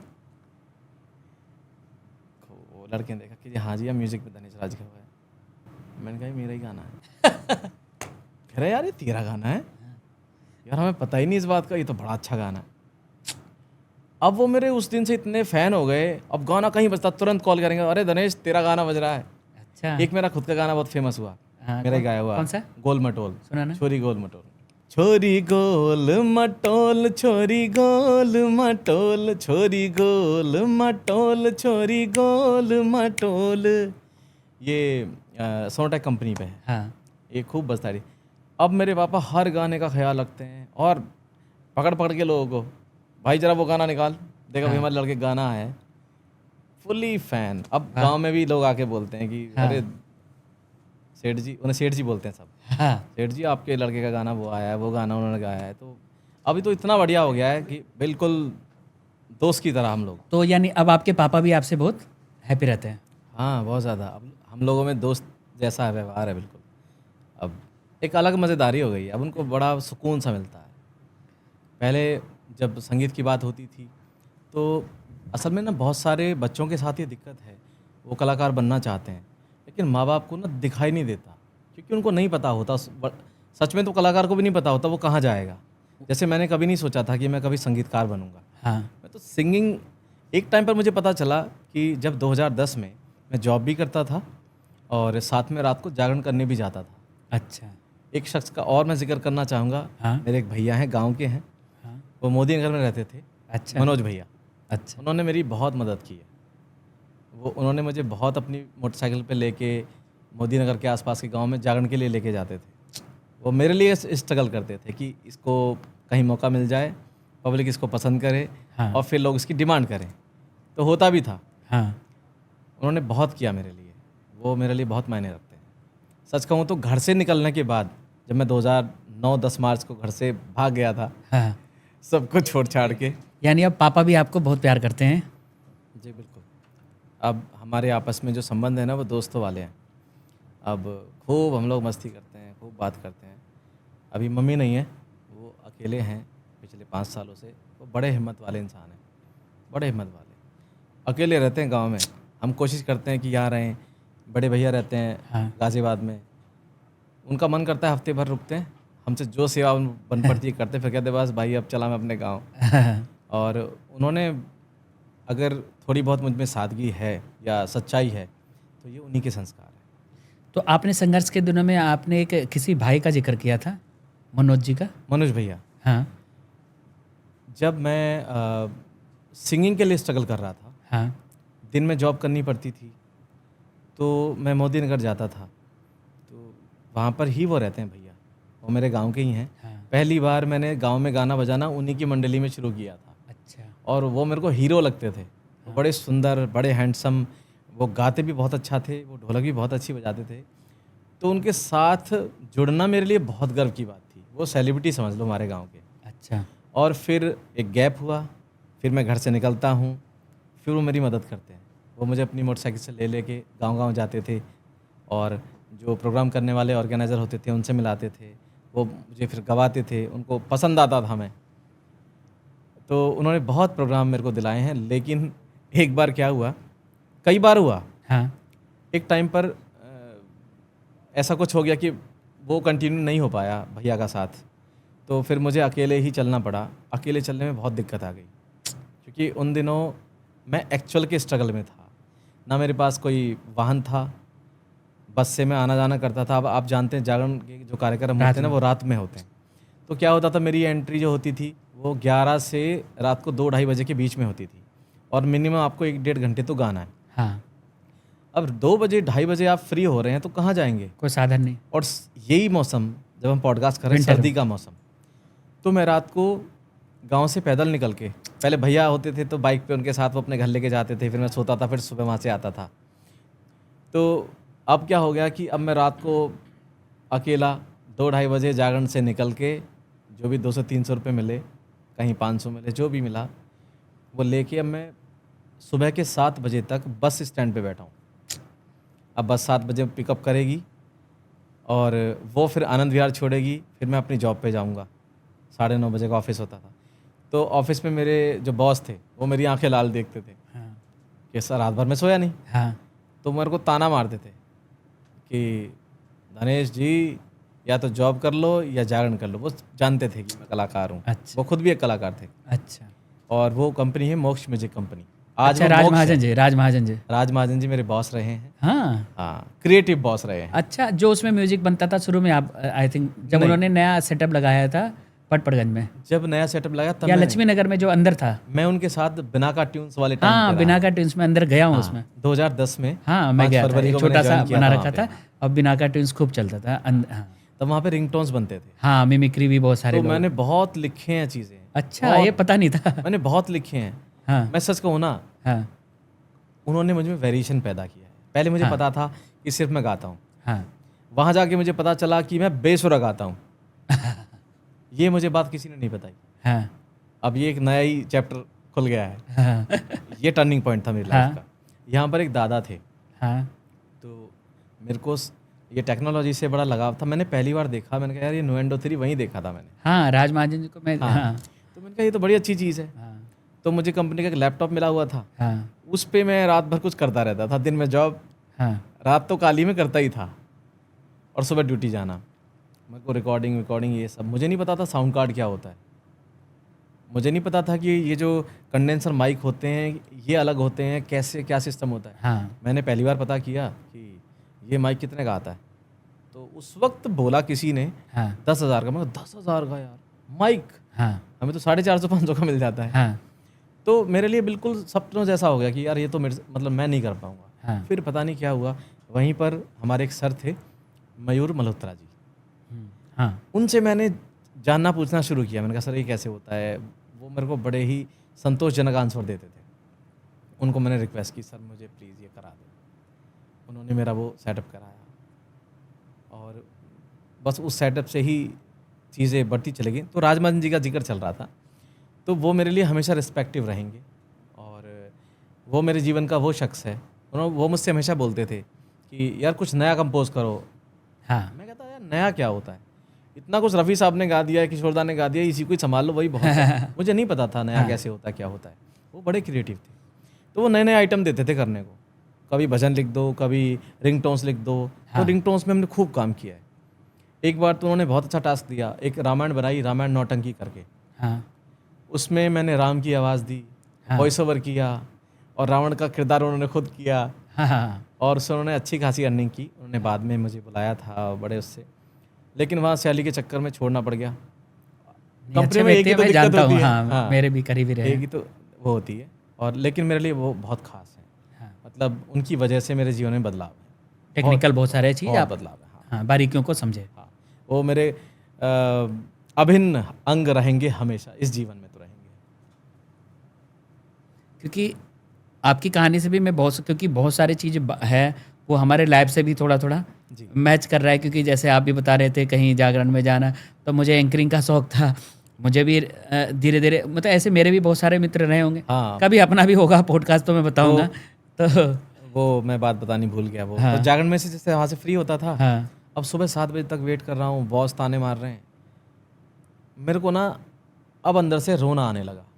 और रोना किस बात पे आया कि मुझसे किसी कार्यक्रम वाले ने कहा कि धनेश जी गाड़ी में आया करो अगर ये पेमेंट बढ़वानी है तो। हाँ रेट बढ़ाएगा। मैंने कहा जी गाड़ी, मैंने एक बार हिम्मत कर ली, मैंने वैन बुक कर ली, हाँ और 2 प्रोग्राम पकड़ लिए मैंने। किसी नए बंदे से बात हुई, उन्होंने दिल्ली का प्रोग्राम दिया और ये मोदीनगर का था। हाँ मैंने गाड़ी कर ली साहब, और पहले प्रोग्राम में जिन्होंने कहा था मैं पहुंच गया, बढ़िया गाना बजाना हुआ, और उन्होंने माता की चुनरी में मुझे नोट भर के दिए इतने सारे। लेट हो गया था मैं अगले प्रोग्राम के लिए, तो मैंने उनको हाथ जोड़ के माफ़ी मांग ली। मैंने कहा जी पहुंच नहीं पाऊंगा समय से। तो मैंने कहा आज तो नोट गिनते हैं।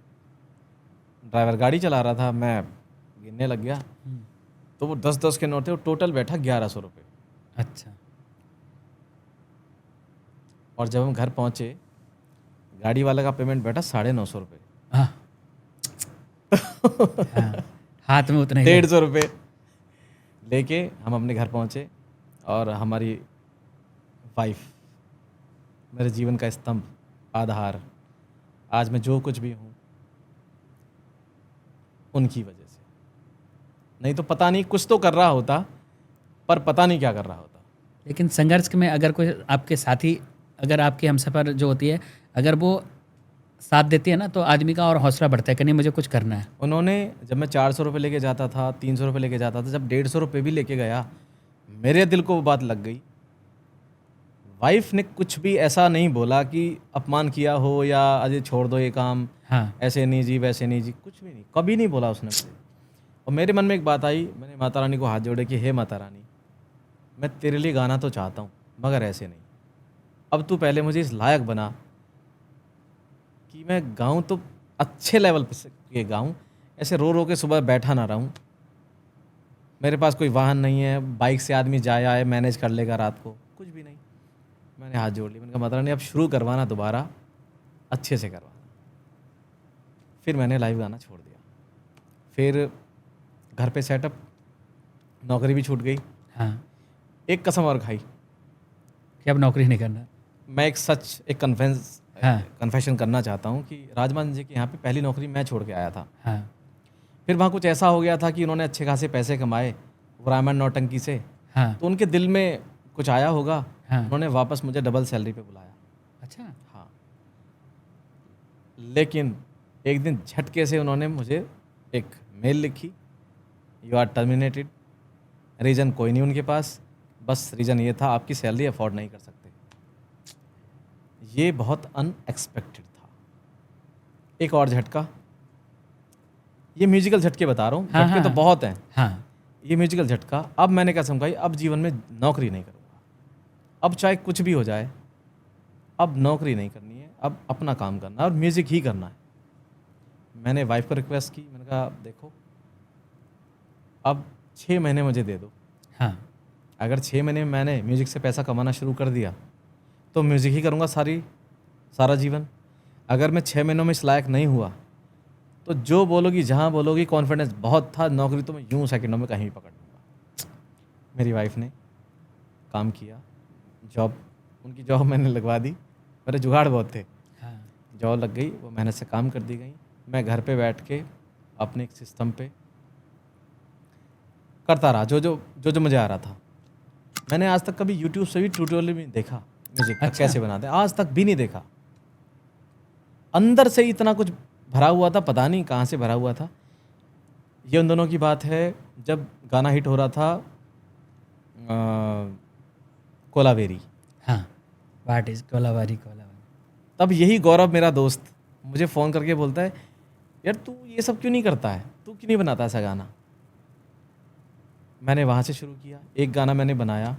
अब देखो ईश्वर कैसे आपकी मदद करते हैं। हाँ जब आप बढ़िया फैसले लेते हैं, हाँ अचानक से मेरी ज़िंदगी में एक बंदा आता है, उसको गाना बनवाना है, हाँ पेमेंट वो मुंह बोली देने को तैयार है। जिस आदमी को 500 रुपये नहीं मिल रहे, हाँ उसकी मैक्सिमम पेमेंट क्या हो सकती है, 5,000, 10,000। हाँ हाँ उसने 25,000 रुपये का गाना मुझे ऑफ़र किया, हाँ और उसी 25,000 रुपये से कुछ पैसे वाइफ की सैलरी के लेके मैंने अपने पहला सेटअप लगाया, जिसमें साउंड कार्ड था, हाँ एक मिडी कीबोर्ड था, जो मेरे सर मयूर मल्होत्रा जी ने सेटअप करवाया। रिकॉर्डिंग कैसे करते हैं वो सब हाँ। सिखाया। बस फिर तो कोई ना कोई मुझे मिलता गया। पहला गाना 25,000 का बनाया, अच्छा दूसरा गाना 25,000 का बनाने में मेरे को 8 साल का वेट करना पड़ा इतनी फीस मिलने के लिए। हाँ लेकिन वो ईश्वर की ऐसी कृपा, उन्होंने मेरे से बहुत सारे काम कराए। आज पता नहीं वो कहाँ हैं, शायद मेरी मदद करने के लिए आए थे। वो देहरादून का कोई लड़का था, अच्छा सुमित नाम था उसका, अच्छा बहुत ही प्यारा बच्चा, बहुत ही प्यारा। वो बहुत बड़े अधिकारी का बेटा था। अच्छा ईश्वर करते हैं कृपा। बस फिर तो किसी की रिकॉर्डिंग से ऐसी ऐसी चलते चलते चलते चलते और लाइव की चीज़ें सब छूट गई। फिर मैंने पूरा फोकस स्टूडियो पे ही किया। मुंबई से कनेक्टेड रहा, मुंबई में भी मैंने काम किया, 2018 तक किया। हाँ फिर माता जी का देहांत हो गया। फिर पिताजी बोले, यार तुम मुंबई रहोगे तो फिर हम तो कभी नहीं आ पाएंगे तुम्हारे पास। हाँ ये बात फिर दिल को लग गई। मैंने कहा ये तो टीस ही रह जाएगी, माँ को खो दिया, पिताजी का भी कुछ अगर हो गया तो हाँ हम तो फिर तो कुछ भी कर लो लाइफ में किसी काम का नहीं है वो, बिल्कुल क्योंकि पिता और माँ तो दूसरे ला ही नहीं सकते आप। हाँ सोच बदली अपने गुरु जी से, श्री रवि अटल जी से, जिन्होंने हमें इंसान बनाया, हाँ उनसे कंसल्ट किया तो उन्होंने बड़े अच्छे शब्द कहे कि बेटा आने वाले टाइम में म्यूज़िक तो बच्चा बच्चा बनाएगा। अगर आपकी पकड़ साउंड पे हो गई, हाँ मिक्सिंग पे हो गई, तो आप कभी पुराने नहीं हो गए। सही बात बोला उन्होंने टेक्निकली। तो मैंने कहा ये बात तो सच है। बस ये बात मैंने पकड़ ली कि यार मुझे साउंड पे फोकस करना है। Music is sound. क्योंकि आपके गाने का आउटपुट बहुत अच्छा आता है, बड़े स्पीकर में भी सुनता हूँ ना, तो वो फटता नहीं है, मतलब ब्लास्ट नहीं होता। जी, वो क्लीन बजेगा और जो इंडस्ट्री के डायनेमिक्स स्टैंडर्ड होते हैं हाँ उस पर वो खरा उतरेगा। 5.1 वगैरह डॉल्बी वगैरह हाँ। सब कुछ। मैं सबसे कम उम्र का 5.1 करने वाला साउंड डिज़ाइनर हूँ और मैंने कई फिल्में कर चुका हूँ। अच्छा मेरी फिल्में अफ़गानिस्तान की फिल्में कनाडा में रिलीज़ हुई हैं, कनाडा के सिनेमाज में। अच्छा, अब तक कितने गाने हो चुके हैं मेरे? लगभग? हाँ दादा मुझे लगता है कि 1000 से ज़्यादा ही हो गए होंगे। अच्छा हरियाणवी में मैंने बहुत कम किए हैं हाँ और मैं इकलौता वो हूँ जिसने सबसे कम गाने सबसे ज़्यादा हिट दिए गानों के एवरेज में। जैसे कौन कौन सा? जैसे कि मेरे जो हिट गाने हैं,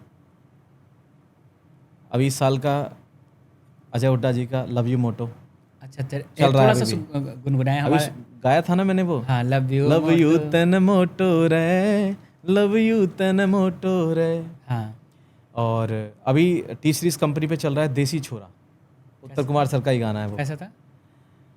कोई शेयर कराएगा देसी। छोरा ही तन्ने फुल मौज करावेगा, कोई देसी छोरा ही तन्ने फुल मौज करावेगा। हाँ ये वाला गाना है। ये अभी करीब 70 मिलियन पार कर गया है हाँ और शायद टी सीरीज के इतिहास में पहला ही गाना होगा जो 100 मिलियन पार करेगा। ऐसी ईश्वर से प्रार्थना रीजनल है। में जो कि। हाँ रीजनल में। और इसके अलावा इसके अलावा अभी राजी बोलजा का एक नया भी कोई आया था, राजी राजी। राज्य ही राज्य बोल्या कर जान मेरी रे, ये गाना टी सीरीज से आया है। ये भी बहुत अच्छा गाना है। कविता जोशी के लिए भी।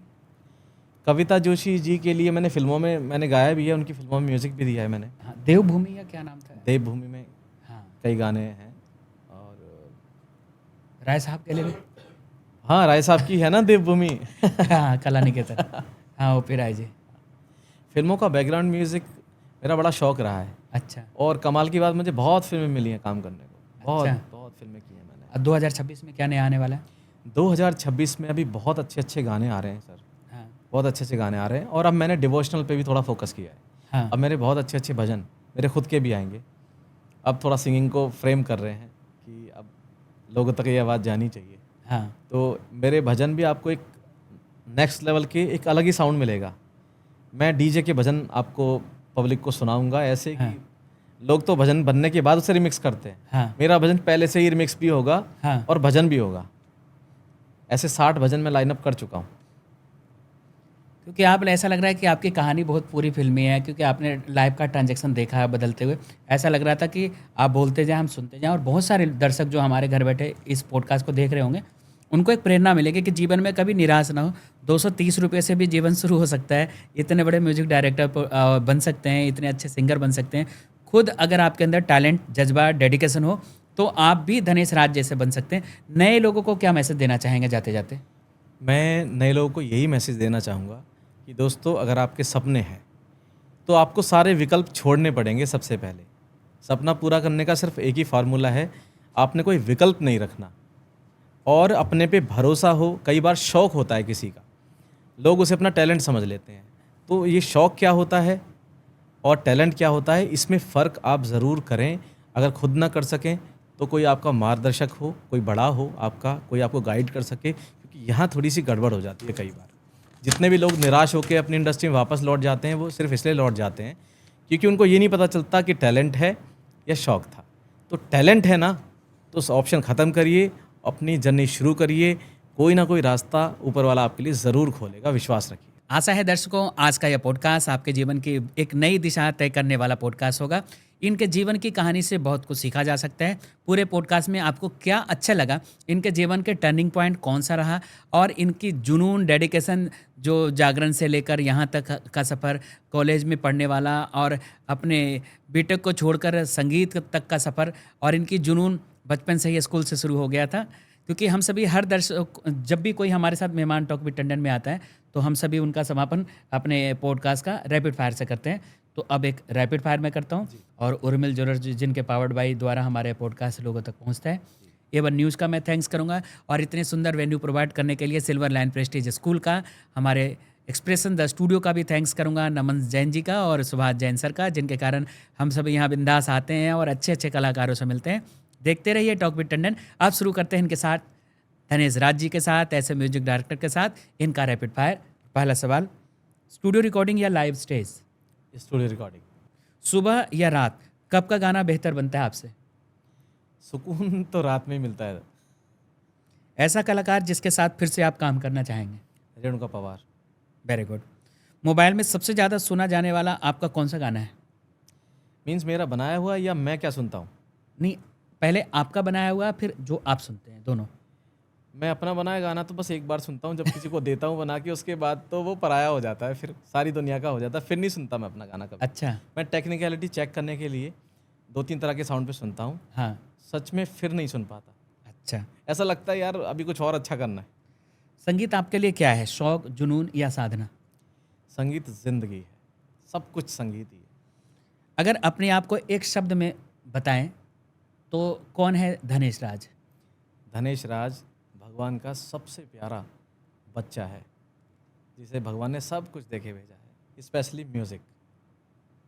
अच्छा।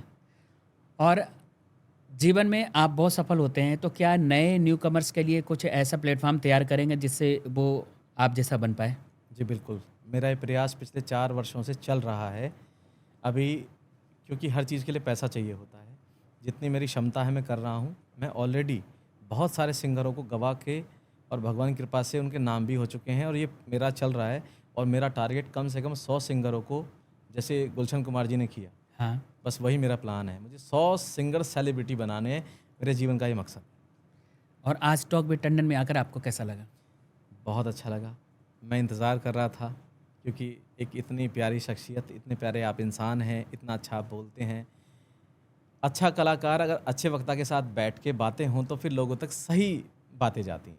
तो मुझे इसलिए इंतज़ार था, आज मेरा सपना पूरा हो रहा है आपके साथ बैठ के बात करने का। बहुत अच्छा लगा।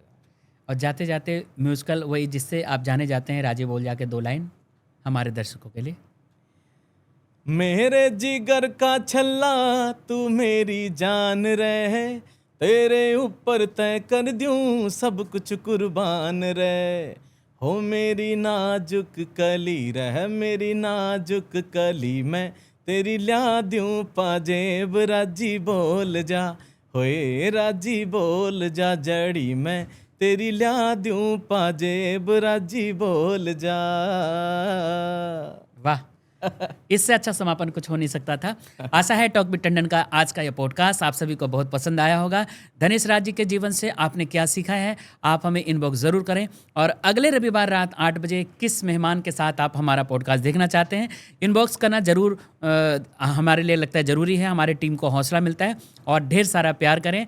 और धनेश राज जी से जुड़ने के लिए मैं इनका ऑफिशियल जो अकाउंट है वो नीचे स्क्रीन पे दिखा रहा हूँ, आप इनसे डायरेक्ट भी जुड़ सकते हैं। और जितने भी संगीत के इंडस्ट्री के लोग हैं, हमें लगता है मिलजुल कर चलें और ऐसे ही एक नई दुनिया जो 7 सुरों के साथ शुरू होती है, जीवन की खुशियों के लिए बहुत ज़रूरी है। आशा है टॉक विद टंडन आज के लिए बहुत यादगार रहा।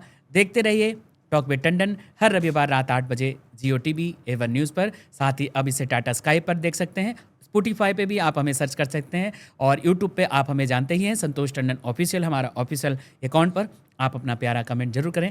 देखते रहिए talk with Tandon, powered by यूरमिल jewellers, venue partner silver line prestige school, expression the studio. होगी मुलाकात फिर से, तब तक के लिए नमस्कार, जय हिंद। ये है टॉक विद टंडन, सबके दिल को छू ले। ये है टॉक विद टंडन, बातें प्यार की सुन ले। ये है टॉक विद टंडन, सबके